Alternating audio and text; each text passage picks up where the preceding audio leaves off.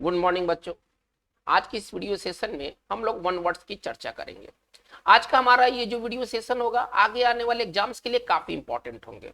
ये ठीक है कि ये जो वीडियो सेशन है ये वन वर्ड से रिलेटेड है, लेकिन इसमें आज हम जिस वर्ड के बारे में बात करेंगे उससे आपके synonyms, antonyms, fill in the blanks, misspelled और कई तरह के पर्पस पूरे होने वाले हैं। ये वन वर्ड सब्स्टिट्यूशन का जो वीडियो सेशन होगा आपके आगे आने वाले एग्जाम्स के लिए काफी इंपॉर्टेंट होंगे। इसमें आज हम जिस वर्ड के बारे में चर्चा करेंगे ये मोस्ट कॉमन वर्ड्स होंगे और इनको आप बार बार आप देख सकते हैं, ये प्रीवियस एग्जाम्स में कई बार पूछे जा चुके हैं। तो चलिए बिना समय गंवाए आज की इस वन वर्ड सेशन को शुरू करते हैं। हमारा जो सबसे फर्स्ट वर्ड जो होगा वो होगा रैमिफिकेशन। आज का हमारा जो सबसे पहला जो वर्ड हम लोग लेके चलेंगे वो होगा रैमिफिकेशंस। देखिए रैमिफिकेशंस क्या होता है। रैमिफिकेशन वो रिजल्ट होता है जो कि कोई डिसीजन के बाद या कोई एक्शन के बाद उभर कर सामने आता है। ये गलत ही एक तरह से रिजल्ट होते हैं किसी एक्शन के अथवा किसी डिसीजन के। तोड़ के इसको लिखा जाए तो कैसे लिखेंगे, एन अनएक्सपेक्टेड। अगर इसको तोड़ के लिखते हैं तो कैसे लिखेंगे, एन अनएक्सपेक्टेड रिजल्ट, ठीक है ना, ऑफ एन एक्शन या डिसीजन। थोड़ा ध्यान दिया जाए, किसी डिसीजन अथवा किसी एक्शन का जो मतलब एक दूरगामी परिणाम होता है और यूजुअली वो गलत परिणाम होता है ना, वो रैमिफिकेशन कहलाता है। तो रैमिफिकेशन को अगर हम हिंदी अगर तोड़ के लिखें तो इसका हिंदी हमारा क्या निकल कर आएगा, दूरगामी परिणाम। ठीक है ना, दूरगामी परिणाम जो कि यूजुअली गलत होंगे। ये दूरगामी परिणाम आप इसको दुष्परिणाम भी कह सकते हैं। ठीक है ना, जैसे कि सरकार ने मान लीजिए कि कोई कृषि से संबंधित कोई बिल लाया तो सरकार को वापस लेना पड़ा बिल। सरकार भी जानती थी कि इस बिल को लाने के क्या परिणाम हो सकते हैं, फ्यूचर में क्या रिजल्ट हो सकते हैं। तो सरकार इसके रैमिफिकेशन से पूरी तरह से अवेयर थी, है ना, इसलिए उसने सरकार ने जो कृषि बिल, जो विवादित बिल था, उसको वापस ले लिया। तो किसी एक्शन का या किसी डिसीजन का जो रिजल्ट आता है ना वो कहलाता है रैमिफिकेशन।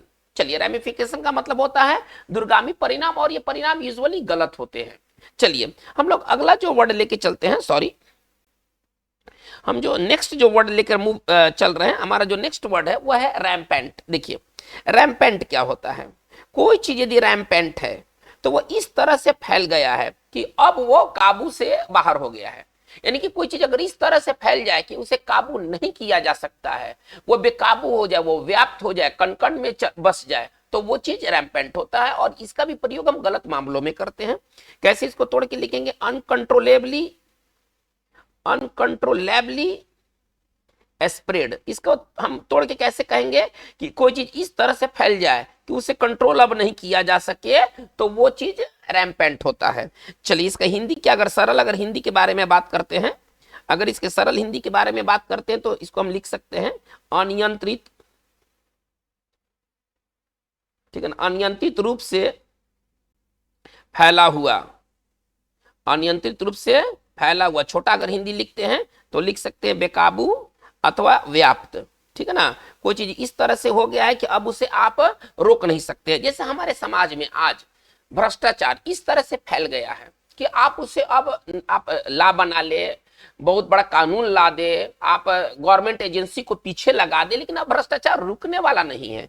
हम क्या लिख सकते हैं, करप्शन। अगर इसी चीज को लिखना है तो हम लिख सकते हैं करप्शन इज रैम्पेंट, ठीक है ना, इन आवर सोसाइटी।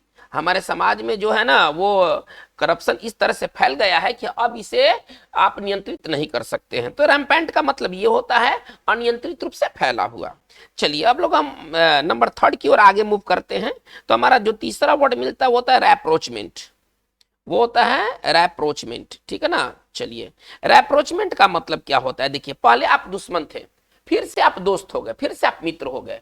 तो फ्रेंडली रिलेशन को फिर से रिन्यू करना, दोबारा उसको फिर से पैदा करना, एनिमी होने के बाद आपने झगड़ा किया, फिर से आप मेल मिलाप कर लिए, तो ये क्या कहलाता है, ये रैप्रोचमेंट होता है। ठीक है, रैप्रोचमेंट को कैसे तोड़ के लिखेंगे, रिन्यूअल। इसी तरह से एग्जाम्स में पूछता है रिन्यूअल ऑफ फ्रेंडली, ठीक है ना, रिलेशंस, ठीक है ना, after being enemies, after being enemies, यानी कि शत्रु बनने के बाद, ठीक है ना, शत्रु बनने के बाद फिर से आप मित्र हो गए। आपने पहले झगड़ा किया, आप शत्रु बन गए, फिर से आप मित्र हो गए, इसको कहा जाता है रैप्रोचमेंट। और इसको अगर सिंपल अगर हिंदी में लिखा जाए तो इसका सिंपल हिंदी क्या निकल कर आएगा, पुनर्मेल, फिर से मेल कर लेना, ठीक है ना, पुनर्मेल, ठीक है ना। अगर आप कोई चीज को पुनर्मेल करते हैं, सॉरी,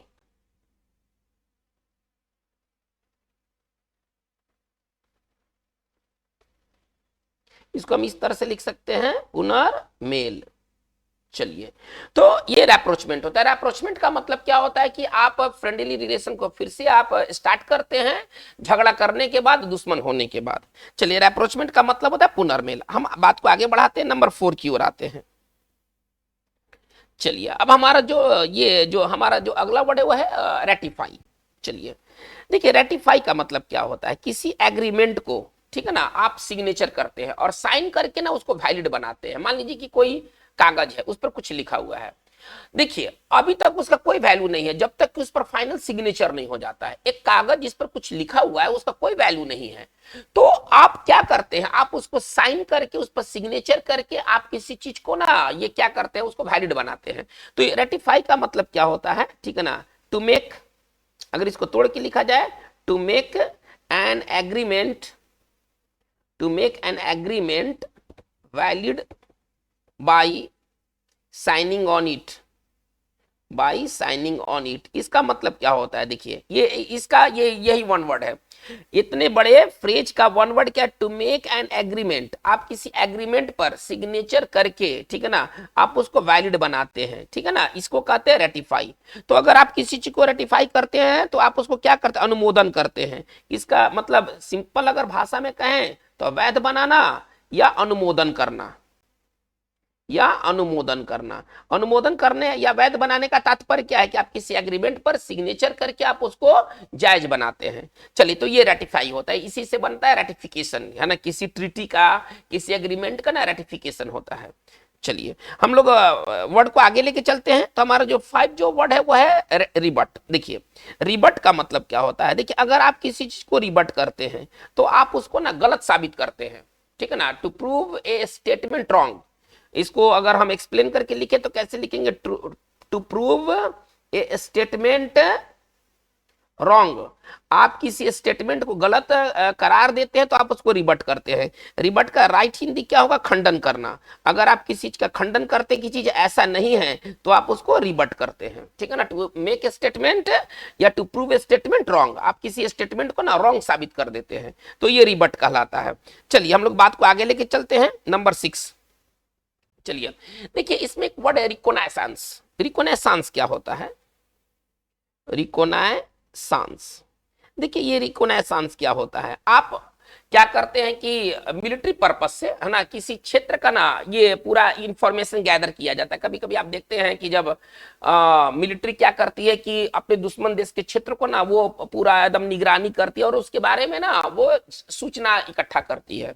तो रिकोनाइसेंस का मतलब क्या होता है कि gathering of information, gathering of information, आप कोई इंफॉर्मेशन को गैदर करते हैं, ठीक है ना, अबाउट एन एरिया, एक एरिया के बारे में, ठीक है ना, for military purpose, for military purpose, ठीक है। चलिए, तो इसका मतलब क्या होता है, देखिए रिकोनेसांस क्या होता है कि किसी क्षेत्र के मिलिट्री पर्पस हेतु आप उस एरिया के ना सूचना इकट्ठा करते हैं। तो इसका हिंदी होता है टोह लगाना, आप टोह लगाते हैं, ठीक है। टोही विमान चलता है, देखिए उस विमान का क्या फंक्शन है, उस विमान क्या करता है, वो विमान क्या करता है, किसी एरिया के ना दुश्मन कहाँ है, कहाँ छिपा है, उसका लोकेशन क्या है, तो उसके बारे में इंफॉर्मेशन वो इकट्ठा करता है। तो इसका मतलब होता है ना, मतलब आप इसको सिंपल भाषा में समझिए, टोह लगाने को ना रिकोनेसांस कहते हैं। तो टोह लेना, है ना, टोह लिया जाता है, ठीक है ना, टोही विमान इसी से होता है। हालांकि वर्ब के रूप में हिंदी है, लेकिन एक्चुअली ये वर्ब नहीं है, ये रिकोनेसांस जो है वो नाउन है, ठीक है ना।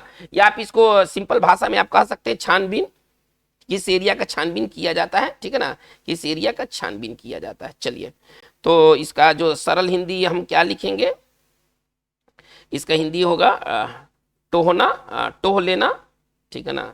या आप, हालांकि वर्ब के रूप में हिंदी है लेकिन ये वर्ब नहीं है, समझाने के दृष्टिकोण से ये लिखा गया टोह लेना या छानबीन, इसका नॉर्मल हम हिंदी समझ सकते हैं, किस एरिया का ना छानबीन किया जाता है, ये रिकोनेसांस होता है। चलिए, बहुत इंपॉर्टेंट वर्ड है ये। अभी देखिए, अभी रूस और यूक्रेन में वार हो रहा है, तो रसा क्या करेगा या यूक्रेन की सेना क्या करेंगे, अपने दुश्मन पार्टी, अब जो अपोजिशन पार्टी है ना, उसके क्षेत्र का ना पूरा वो सूचना इकट्ठा करेंगे कि इनको कहाँ अटैक करना है, दुश्मन देश के सैनिक कहाँ छिपे हुए हैं, कहाँ से वो वार कर रहे हैं।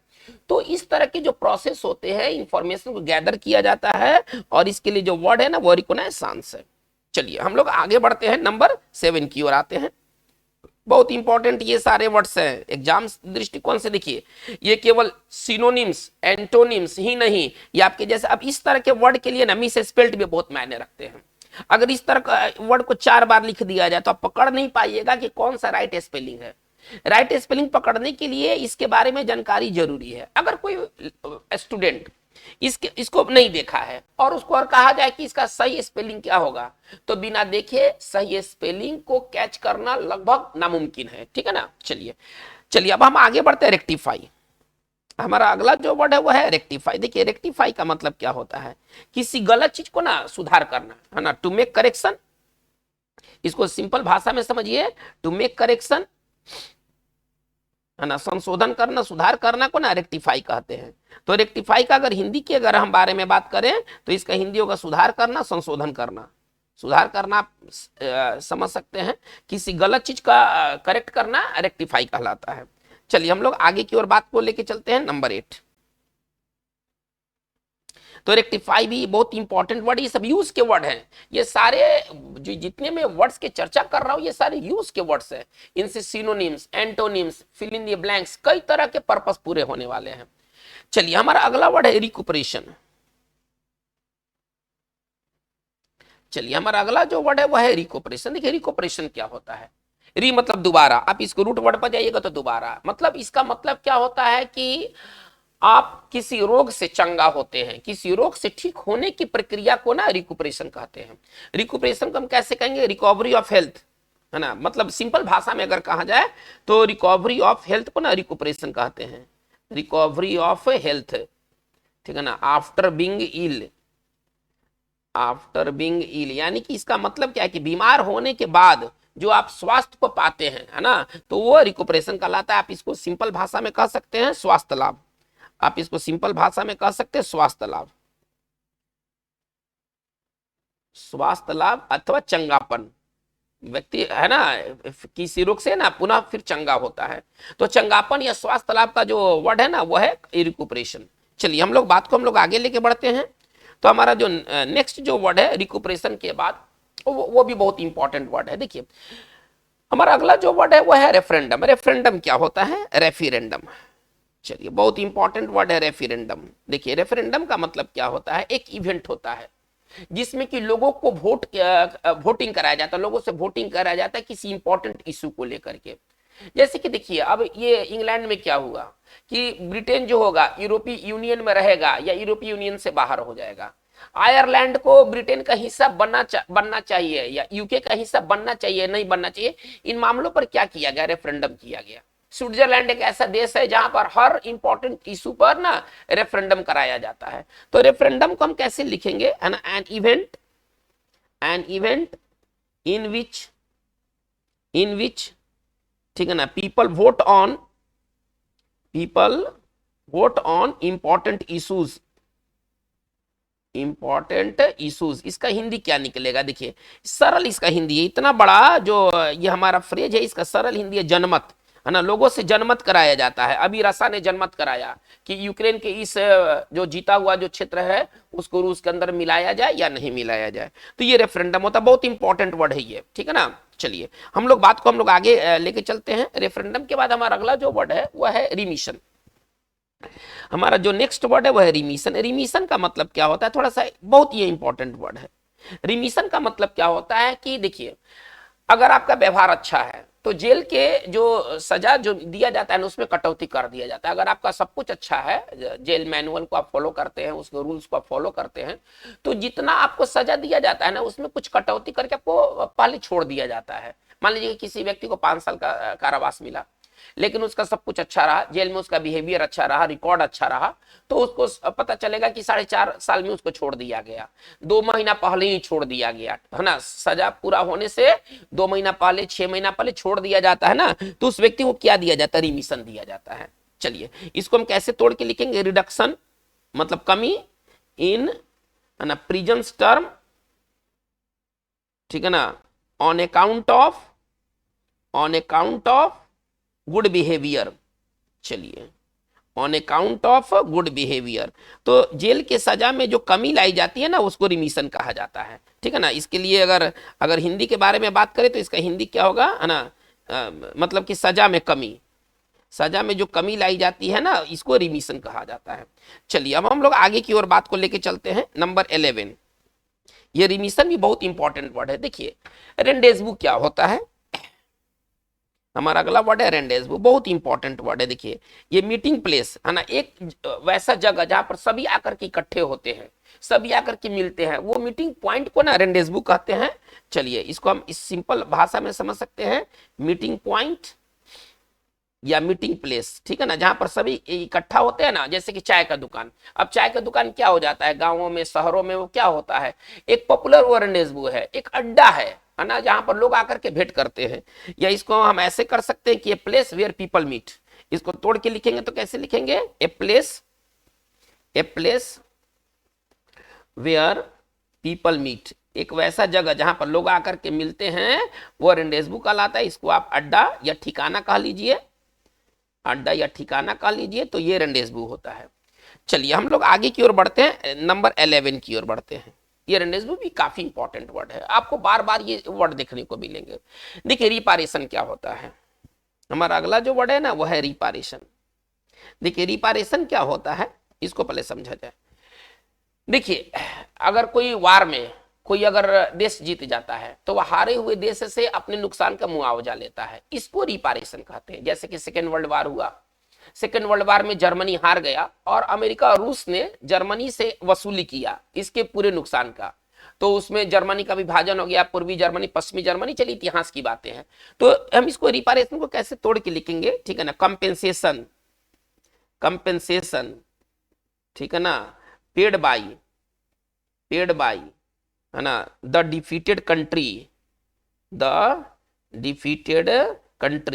देखिए इसका मतलब क्या है कि जो हारा हुआ जो देश है उसके द्वारा जो कंपेंसेशन जो पेड किया जाता है ना, जो नुकसान का जो कंपेंसेशन पेड किया जाता है वो रिपारेशन कहलाता है। इसका सिंपल आप भाषा में अगर हिंदी लिखना चाहते हैं तो मुआवजा इसका सिंपल हिंदी होता है। लेकिन वो मुआवजा, ठीक है ना, जो कि हारा हुआ देश जीता हुआ देश को देता है, जैसे कि जर्मनी ने मुआवजा पेड किया रूस को, अमेरिका को। चलिए तो ये रिपारेशन हो गया। चलिए हम लोग आगे की ओर बात लेके चलते हैं। तो अगला भी वर्ड बहुत इंपॉर्टेंट है, रिपारेशन के बाद हमारा अगला जो वर्ड है वो रिप्रीहेंसिबल है। देखिए रिप्रीहेंसिबल क्या होता है, अब हम आगे बढ़ते हैं। रिप्रीहेंसिबल, देखिए रिप्रीहेंसिबल का मतलब क्या होता है, यदि कोई चीज यदि रिप्रीहेंसिबल है तो वो निंदा के लायक है, मोरली वो मोरली कंटेम्प्टिबल है, ठीक है ना। तो हम कैसे लिखेंगे, ठीक है ना, रिप्रीहेंसिबल का मतलब होता है निंदनीय, है ना, मोरली तौर पर, ठीक है ना, कैसे लिखेंगे, मोरली, ठीक है ना, आप इसको कह सकते हैं मोरली कंडेमनेबल। चलिए इसका मतलब है कि जिसकी नैतिक तौर पर आलोचना की जा सके, ठीक है ना, जिसकी नैतिक तौर पर आलोचना की जा सके वो चीज काफी खराब होते हैं। कोई अगर एक्ट अगर रिप्रेहेंसिबल एक्ट है तो वो निंदनीय कार्य है, ठीक है, कोई अगर एक्ट अगर निंदनीय अगर है तो वो रिप्रेहेंसिबल है, मोरली बैड। आप इसको मोरली आप ऐसे इसको कह सकते हैं। देखिए या इसको हम ऐसे भी तोड़ के लिख सकते हैं, ठीक है ना, चलिए ऐसे भी लिख सकते हैं। देखिए इसको दूसरा तरीका से कैसे पूछा जा सकता है, मोरल, देखिए हम ऐसे लिखेंगे morally bad and must be condemned. इसका हिंदी क्या निकलेगा कि जो चीज नैतिक तौर पर खराब है और उसकी आलोचना की जानी चाहिए, ठीक है ना, तो वो चीज रिप्रीहेंसिबल होता है। देखिए सवाल पूछने के कई तरीके हो सकते हैं, सवाल एक ऐसे भी पूछा जा सकता है, सवाल पूछने के कई तरीके हैं। तो अगर कोई चीज यदि रिप्रीहेंसिबल है यानी कि वो नैतिक तौर पर खराब है और उसकी आलोचना की जानी चाहिए, ठीक है ना, तो अगर इसके हिंदी के बारे में बात करें तो इसका हिंदी क्या हो जाएगा, निंदनीय, ठीक है ना। चलिए ये रिप्रीहेंसिबल एक्ट होता है। हम आते हैं नेक्स्ट की ओर, 13।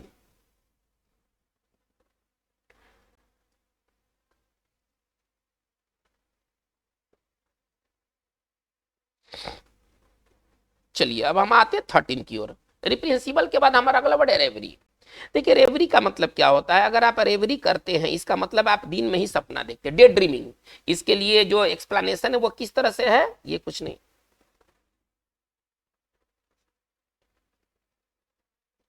चलिए रेवरी का मतलब क्या होता है ना, इसको सिंपल भाषा में समझिए तो डे ड्रीमिंग, दिवा स्वप्न, है ना। दिवा स्वप्न को ना हम लोग कहते हैं रेवरी, दिन में ही सपना देखना, डे ड्रीमिंग होता है ना, तो ये होता है दिवा स्वप्न। चलिए हम लोग आगे की ओर बात को लेकर चलते हैं, नंबर 14। रेवरी के बाद हमारा अगला जो वर्ड है वो है सैडिज्म। देखिए सैडिज्म क्या होता है, देखिए आप किसी को कष्ट देखते, आप इंजॉयमेंट जो लेते हैं ना, मतलब कोई व्यक्ति मर रहा है, तड़प रहा है और आप उसको देख के खुश हो रहे हैं ना, ये सैडिज्म कहलाता है। क्रूरता इसको कहते हैं ना, इसको क्रूरता कहते हैं। सैडिस्ट वो व्यक्ति होते हैं जो किसी को दुख दे करके मजा लेते हैं। सैडिस्ट वो व्यक्ति होते हैं जो किसी को चोट पहुंचा करके, दुख दे करके मजा लेते हैं, दे आर कॉल्ड सैडिस्ट। तो सैडिज्म क्या होता है, इंजॉयमेंट। देखिए कैसे तोड़ के लिखूंगा इसको, इंजॉयमेंट टेकन फ्रॉम वाचिंग, ठीक है ना, समवन सफर। चलिए इसका हिंदी क्या निकलेगा, थोड़ा सा समझने की कोशिश कीजिए। किसी को कष्ट होते देखते हुए जो इंजॉयमेंट लिया जाता है वो सैडिज्म कहलाता है, ठीक है ना। इसको अगर सिंपल अगर आप हिंदी लिखना चाहते हैं तो इसका हिंदी हो जाएगा क्रूरता। ये क्रूरता ही है ना, कि जब कोई कष्ट झेल रहा है और आप उसको देख करके मजा ले रहे हैं, तो ये सैडिज्म कहलाता है। बहुत इंपॉर्टेंट ये वर्ड है सैडिज्म। और ऐसा करने वाला व्यक्ति क्या होगा, ऐसा करने वाला व्यक्ति सैडिस्ट होगा। सैडिस्ट वो होते हैं जो किसी को दुख देकर के मजा लेते हैं, तो इसको सिंपल भाषा में हम कह सकते हैं दुख देकर मजा लेने वाला, मजा लेने वाले को हम लोग सैडिस्ट कहते हैं। चलिए हम लोग आगे की ओर बात लेके चलते हैं, नंबर 15 की ओर। चलिए सैडिज्म के बाद हमारा जो नेक्स्ट वर्ड है वो है सफारी। देखिए सफारी क्या होता है, आप यात्रा करते हैं, ठीक है ना। और मेन पर्पस सफारी का मतलब क्या होता है कि आप यात्रा करते हैं, ट्रिप करते हैं, और इसका मेन पर्पस होता है जानवरों का या तो शिकार करना या तो जानवरों को देखना। देखिए जंगल सफारी होते हैं, अफ्रीका में सफारी होते हैं, अफ्रीकी जंगलों में। तो सफारी को हम कैसे तोड़ के लिखेंगे, ट्रिप, ये ट्रिप होगा, यात्रा होगा, ठीक है ना। फॉर वाचिंग या हंटिंग एनिमल्स, ठीक है ना। तो जंगल की यात्रा जो होती है ना वो सफारी कहलाती है।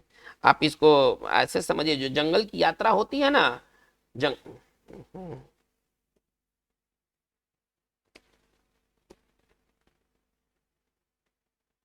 जंगल की जो यात्रा होती है इसका मेन पर्पस ये हो सकता है शिकार करना, इसका मेन पर्पस हो सकता है जानवरों को देखना, पर्पस कुछ भी हो सकते हैं, ठीक है ना। तो जंगल की जो यात्रा होती है ये कहलाता है सफारी।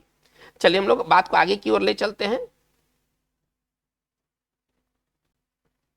चलिए हमारा 16वां जो वर्ड है वो है सैलुब्रियस। सैलुब्रियस का मतलब क्या होता है, देखिए अगर कोई जगह यदि सैलुब्रियस है तो वो स्वास्थ्यवर्धक है, वहां पर लोग जाते हैं स्वास्थ्य को पाने के लिए। सैलुब्रियस का मतलब क्या होता है कि जो कि हेल्थ के लिए सुटेबल हो। ये क्लाइमेट, ये एक्चुअली क्लाइमेट होते हैं, सैलुब्रियस क्लाइमेट होते हैं, ठीक है ना। सुटेबल, आप इसको सिंपल भाषा में समझिए, सुटेबल फॉर हेल्थ।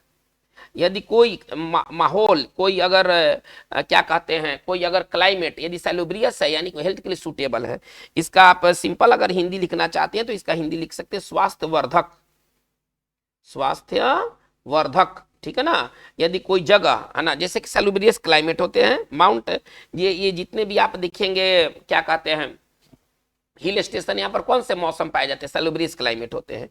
तो आप लिख सकते हैं इसको तोड़ करके, सैलुब्रियस पेयर में दे रहा हूं, सैलुब्रियस क्लाइमेट, या कोई प्लेस हो सकता है सैलुब्रियस प्लेस।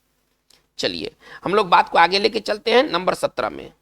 सैलुब्रियस के बाद हमारा अगला वर्ड है साल्वो, ठीक है ना। चलिए साल्वो का मतलब क्या होता है, बहुत इंपॉर्टेंट वर्ड है। देखिए साल्वो का मतलब क्या होता है, एक ही साथ, है ना, गन का फायरिंग करना, है ना। एक ही साथ पता चलेगा कि बहुत सारे गन छोड़े गए, बहुत सारे तोप से गोला छोड़े गए, इसको साल्वो कहते हैं, ठीक है ना। साल्वो का मतलब होता है, आप ऐसे समझिए जो फायरिंग, है ना, फायरिंग, है ना, firing of guns at the same time, at the same time, मतलब इसको आप ऐसे समझिए, ताबड़तोड़ जो गोली चलाना होता है ना, आप कई गन एक साथ उसमें फायरिंग करते हैं तो वो साल्वो कहलाता है। मतलब आप इसको अगर हिंदी अगर लेना चाहते हैं सिंपल हिंदी, तो आप ऐसे कह सकते हैं ताबड़ तोड़ है ना हमला को हम लोग साल्वो कहते हैं। वो हमला वो तोप से हो सकता है, टैंक से हो सकता है, गन से हो सकता है, वो साल्वो कहलाता है।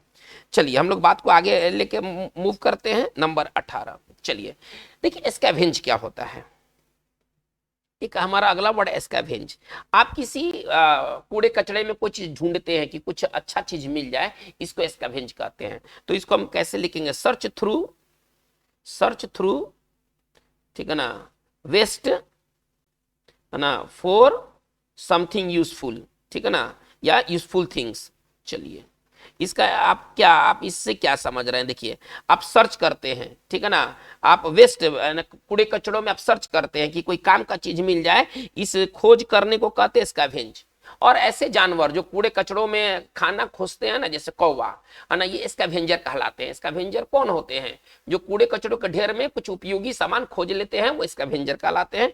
तो स्कैवेंज का मतलब क्या होता है, तलाशी करना, खोजना, ठीक है ना। चलिए कूड़ो है ना, आप ऐसे समझ सकते हैं कि बेकार की चीजों में, बेकार के चीजों में है ना खोज मतलब बेकार की चीजों में कुछ उपयोगी खोजना, कुछ उपयोगी खोजना, इसको कहते हैं स्कैवेंज। ठीक है, चलिए हम लोग बात को आगे लेके बढ़ते हैं नंबर 19 में। तो ये बहुत इंपॉर्टेंट वर्ड है बच्चों। ये आपका ये जो वीडियो सेशन है, ये केवल वन वर्ड का ही वीडियो सेशन नहीं है, इससे आपके कई पर्पस पूरे होने वाले हैं। चलिए हम लोग आगे बढ़ते हैं। सिसीड। देखिए सिसीड का मतलब क्या होता है, किसी देश से है ना ऑफिशियली अलग हो जाना है ना, और एक नया देश का स्थापना करना, ये सिसीड होता है, ठीक है ना। तो चलिए टू लीव, इसको कैसे लिखेंगे, टू लीव है ना ए कंट्री ऑफिशियली,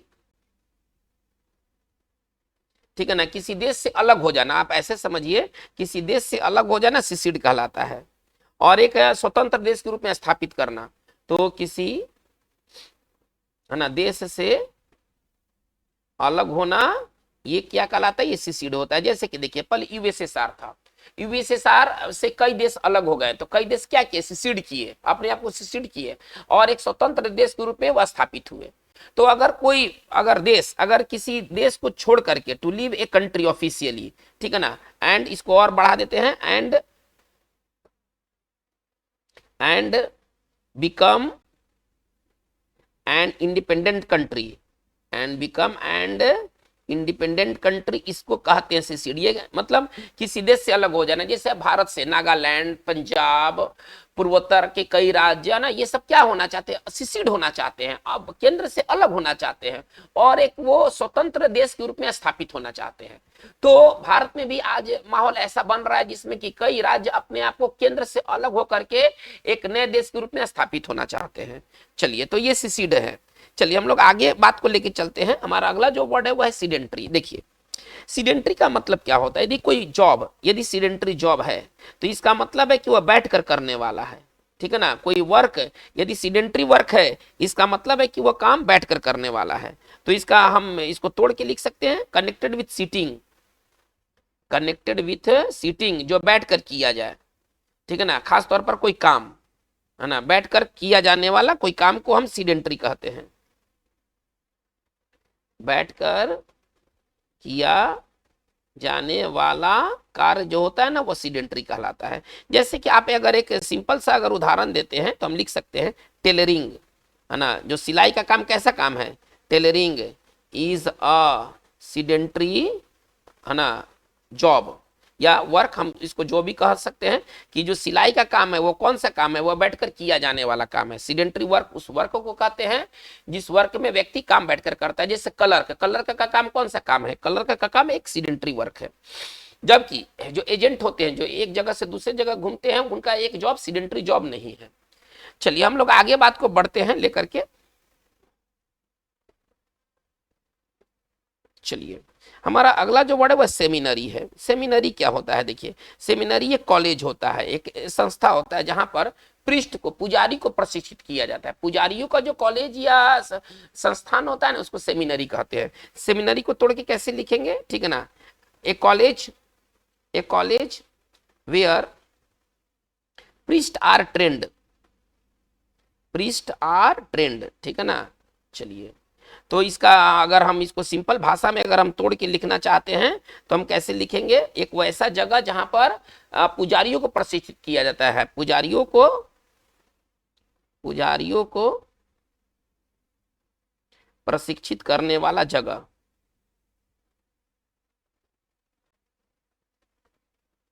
पुजारियों को प्रशिक्षित करने वाले जगह को क्या कहते हैं? सेमिनरी कहते हैं। बहुत इंपॉर्टेंट है ये।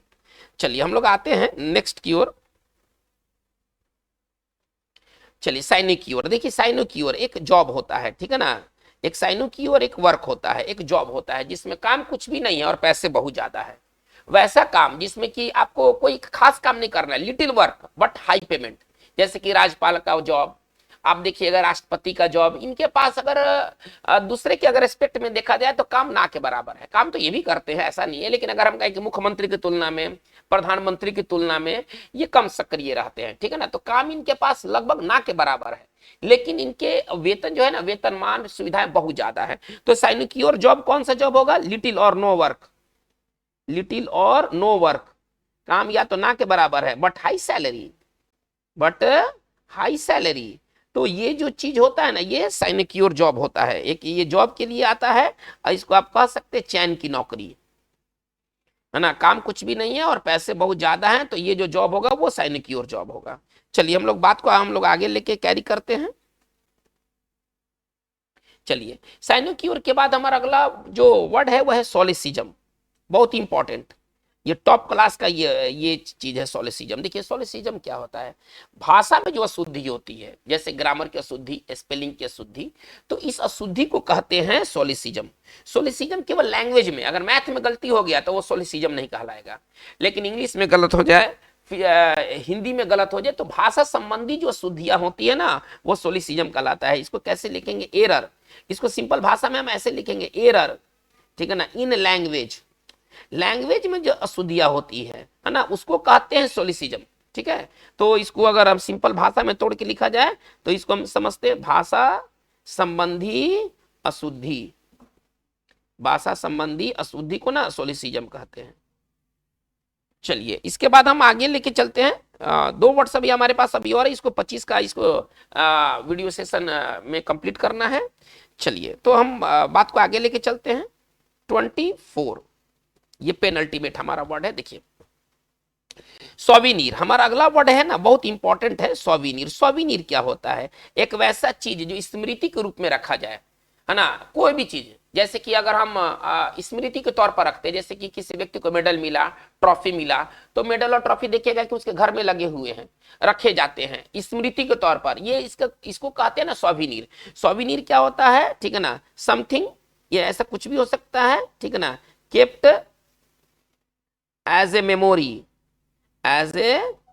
मेमोरी, ठीक है ना, स्मृति के तौर पर कुछ भी रखने वाली चीज को सोविनीर कहते हैं। इसके लिए एक वर्ड अगर हम कहना चाहें तो कह सकते स्मृति चिन्ह। इसके लिए अगर एक वर्ड कहा जाए तो स्मृति चिन्ह। चलिए, हमारा जो आज का जो लास्ट जो वर्ड है, लास्ट वर्ड की ओर मूव करते हैं। चलिए, सोविनीर बहुत इंपॉर्टेंट वर्ड है। देखिए, सोजल्ड का मतलब क्या होता है? देखिए, अगर कोई व्यक्ति सोजल्ड है तो वो पूरी तरह से पी लिया है, पूरी तरह से नशे में धुत है ना। नशे में धुत को ना सोजल्ड कहते हैं। इसको आप कह सकते हैं कि हेवली ड्रंक, है ना, हेवली ड्रंक, है ना, नशे में धुत। इसकी अगर हिंदी कहा जाए तो इसका हिंदी होता है नशे में धुत। तो कोई व्यक्ति अगर हेवली ड्रंक है, एक्सट्रीमली ड्रंक है, तो वो नशे में धुत है। तो बच्चों, आज का हमारा वीडियो सेशन में बात इतना ही रहा। आज हम लोगों ने 25 कुछ वर्ड्स को लेके चले जो कि एग्जामिनेशन दृष्टिकोण से काफी इंपॉर्टेंट है। ये वर्ड्स जैसे कि साइनिक्योर है, सोलिसिज्म है, सोविनीर है, ये तो 1 वर्ड सब्स्टिट्यूशन के रूप में काम करेंगे ही, लेकिन इसके अलावा ये सिनोएंटो, fill in the blanks, misspelled, कई तरह से काम में आने वाले हैं। तो आज की बात बस इतना ही। Thank you very much.